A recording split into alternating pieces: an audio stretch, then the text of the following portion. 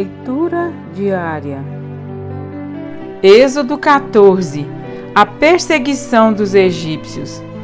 Disse o Senhor a Moisés: diga aos israelitas que mudem o rumo e acampem perto de Pi-Hahirote, entre Migdol e o mar. Acampem à beira-mar, defronte de Baal-Zafon. O faraó pensará que os israelitas estão vagando confusos, cercados pelo deserto. Então endurecerei o coração do faraó e ele os perseguirá. Todavia, eu serei glorificado por meio do faraó e de todo o seu exército. E os egípcios saberão que eu sou o Senhor. E assim fizeram os israelitas. Contaram ao rei do Egito que o povo havia fugido. Então o faraó e os seus conselheiros mudaram de ideia e disseram: o que foi que fizemos? Deixamos os israelitas saírem e perdemos os nossos escravos. Então o faraó mandou aprontar a sua carruagem e levou consigo seu exército. Levou todos os carros de guerra do Egito, inclusive 600 dos melhores desses carros, cada um com um oficial no comando. O Senhor endureceu o coração do faraó, rei do Egito, e este perseguiu os israelitas que marchavam triunfantemente. Os egípcios, com todos os cavalos e carros de guerra do faraó, os cavaleiros e a infantaria saíram em perseguição aos israelitas e os alcançaram quando estavam acampados à beira-mar, perto de Pi-Hahirote, defronte de Baal-Zefon. A travessia do mar. Ao aproximar-se o faraó, os israelitas olharam e avistaram os egípcios que marchavam na direção deles, e aterrorizados clamaram ao Senhor. Disseram a Moisés: foi por falta de túmulos no Egito que você nos trouxe para morrermos no deserto? O que você fez conosco tirando-nos de lá? Já lhe tínhamos dito no Egito: deixe-nos em paz, seremos escravos dos egípcios. Antes ser escravos dos egípcios do que morrer no deserto. Moisés respondeu ao povo: não tenham medo, fiquem firmes e vejam o livramento que o Senhor lhes trará hoje, porque vocês nunca mais verão os egípcios que hoje veem. O Senhor lutará por vocês, tão somente acalmem-se. Disse então o Senhor a Moisés: por que você está clamando a mim? Diga aos israelitas que sigam avante, erga a sua vara e estenda a mão sobre o mar, e as águas se dividirão para que os israelitas atravessem o mar em terra seca.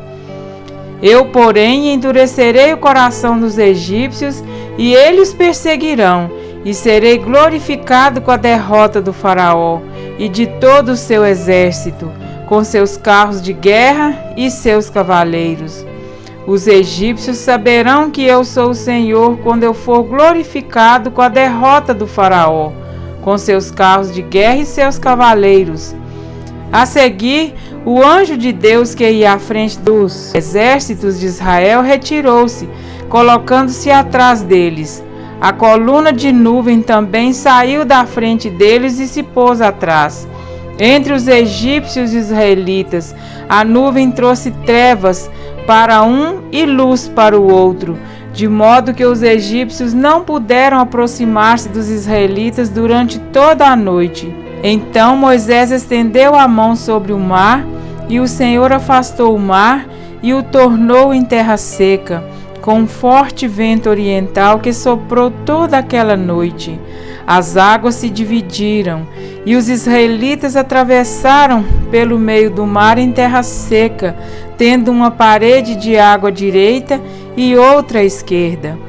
Os egípcios os perseguiram, e todos os cavalos, carros de guerra e cavaleiros do faraó foram atrás deles até o meio do mar. No fim da madrugada, do alto da coluna de fogo e de nuvem, o Senhor viu o exército dos egípcios e o pôs em confusão.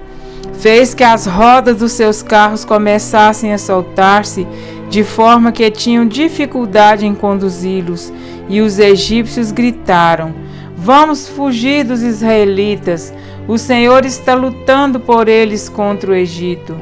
Mas o Senhor disse a Moisés: Estenda a mão sobre o mar, para que as águas voltem sobre os egípcios, sobre os seus carros de guerra e sobre os seus cavaleiros. Moisés estendeu a mão sobre o mar, e ao raiar do dia o mar voltou ao seu lugar. Quando os egípcios estavam fugindo, foram de encontro às águas, e o Senhor os lançou ao mar. As águas voltaram e encobriram os seus carros de guerra e os seus cavaleiros. Todo o exército do faraó que havia perseguido os israelitas mar adentro. Ninguém sobreviveu. Mas os israelitas atravessaram o mar pisando em terra seca, tendo uma parede de água à direita e outra à esquerda. Naquele dia o Senhor salvou Israel das mãos dos egípcios, e os israelitas viram os egípcios mortos na praia. Israel viu o grande poder do Senhor contra os egípcios, temeu o Senhor e pôs nele a sua confiança, como também em Moisés, seu servo. Amém? Para refletir, a vitória prometida por Deus realmente é vitória. Cerca de 500 anos após a morte de Abraão, teve início a opressão dos judeus que começou no Egito, onde um faraó impôs-lhes a escravidão. O Egito, terra das pirâmides e do Nilo, símbolo de um sistema mundano com os seus princípios de ganância, crueldade, ambição e força bruta. Era parte do plano de Satanás para oprimir o povo escolhido de Deus. O faraó achava que o povo hebreu era uma ameaça ao progresso e aos planos egoístas de sua nação. Mas Deus tinha um plano. Enquanto os hebreus trabalhavam sob condições intoleráveis, o Senhor preparava Moisés para o seu papel na primeira libertação de Israel. Moisés estava sendo treinado na corte do faraó, passou 40 anos na realeza, 40 anos no deserto de Midian como um simples pastor e 40 anos como líder escolhido por Deus para conduzir os hebreus em segurança para a terra prometida. Quando Moisés e seu irmão Arão, de 83 anos, foram ao faraó exigir a libertação dos israelitas, o soberano do Egito recusou. Iniciaram-se então 3 séries de 3 pragas. E a 10ª praga enfraqueceria de vez a teimosia do faraó, a morte dos primogênitos da terra do Egito. O faraó propôs um acordo. Como embaixador de Satanás na terra, tentou convencer os israelitas de que havia salvação maior no prazer temporário de mundanismo egípcio. Sem dúvida, o cheiro de alho era tentador para alguns, mas o plano de Deus prevaleceu. Moisés e os hebreus atravessaram o Mar Vermelho em vitória. Satanás perdeu. Moisés teve uma escolha. Ele tinha 2 rotas para chegar à terra prometida. O caminho do Mediterrâneo podia ser feito em cerca de 10 dias. Essa estrada passava por áreas povoadas e era o caminho mais curto. Entretanto, o Senhor conduziu os israelitas para o deserto na direção sudeste, para o Mar Vermelho. Os israelitas precisavam aprender uma lição importante que os beneficiaria. É raro alguém se aproximar de Deus nos dias da prosperidade. Porém, quanto mais escura a noite, mais brilham as estrelas. Quando os israelitas alcançaram o Mar Vermelho, não havia ponte. Consegue imaginar a cena? Milhões de israelitas aglomerados às margens do Mar Vermelho. Ao encalço deles, vinha o faraó com 600 carruagens. Moisés, no entanto, sabia que Deus tinha um plano e ordenou: não tenha medo, fiquem firmes e vejam o livramento que o Senhor lhes trará hoje, porque vocês nunca mais verão os egípcios que hoje vêm. O Senhor lutará por vocês, tão somente acalmem-se. Lá estava o barulho ensurdecedor das rodas e uma aterradora torre de poeira. Contudo, Moisés dizia ao povo que se acalmasse. Deus pelejaria, e ele o fez. Que lição para nós cristãos de hoje! Que fé, que coragem, que vitória! No terceiro mês de jornada pelo deserto, Deus chamou Moisés ao Sinai e do monte fez essa promessa: diga o seguinte aos descendentes de Jacó e declara aos israelitas: vocês viram o que fiz no Egito, como transportei sobre asas de águias e os trouxe para junto de mim. Agora, se me obedecerem fielmente e guardarem a minha aliança, vocês serão o meu tesouro pessoal dentre todas as nações. Embora toda a terra seja minha, vocês serão para mim um reino de sacerdotes e uma nação santa. Consegue perceber o impacto total dessa promessa? Os israelitas estavam para se tornar tesouro pessoal de Deus. Tudo que tinham a fazer era obedecer à voz dele. Entretanto, pouco tempo depois, o povo que nos 3 meses anteriores havia sido redimido da destruição, alimentado com maná do céu e privilegiado com água de uma rocha golpeada, achou mais sábio afastar-se de Deus na direção do pecado, da cobiça e do prazer. A impaciência é uma das ferramentas mais eficazes de Satanás. Quando Abraão ficou impaciente com a demora da bênção de Deus, tomou Agar por mulher. Dessa relação nasceu Ismael. A impaciência de Abraão resultou em tragédia para Israel em todas as épocas. Hoje, ainda é o maior espinho na carne da nação judaica. Por causa do bezerro de ouro, 3.000 homens foram mortos pelos filhos de Levi.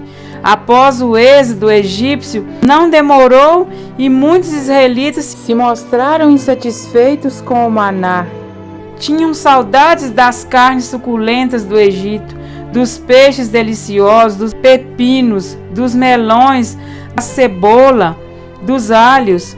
Contudo, Deus havia prometido a Moisés que levaria os filhos hebreus para uma terra que emanava leite e mel. Tudo o que tinham a fazer era tomar posse dela. Uma equipe de 12 espias, um de cada tribo de Israel, foi enviada para fazer o reconhecimento da terra prometida. Durante 40 dias eles espionaram a terra e relataram que ela era tudo que Deus falava realmente. Era uma terra de leite e de mel. Para provar o que diziam, havia trazido um imenso cacho de uvas. 10 entre os 12 espias, porém, tinham um complexo de gafanhoto. Todos os que vimos são de grande estatura, diante de quem parecíamos gafanhotos, a nós e a eles. O que estava dizendo, de fato, era que o Deus que os libertara do Egito não era suficientemente poderoso para instalá-los com segurança em Canaã. A igreja hoje é muito semelhante aos filhos de Israel. Somos impacientes, infiéis, desconfiados e esquecidos das promessas de Deus. Consequentemente, não nos apoiamos nelas. Deus nos fez promessas tão reais quanto a que ele fez aos filhos de Israel. Proteção, libertação, cura, provisão. Contudo, preferimos seguir o nosso caminho e perdermos as bênçãos de Deus. As experiências dos filhos de Israel foram registradas para que nós lembremos de olhar para Deus como o grande eu sou, que nunca nos deixa, nem nos abandona, que não pode mentir, que é tão bom quanto a sua palavra.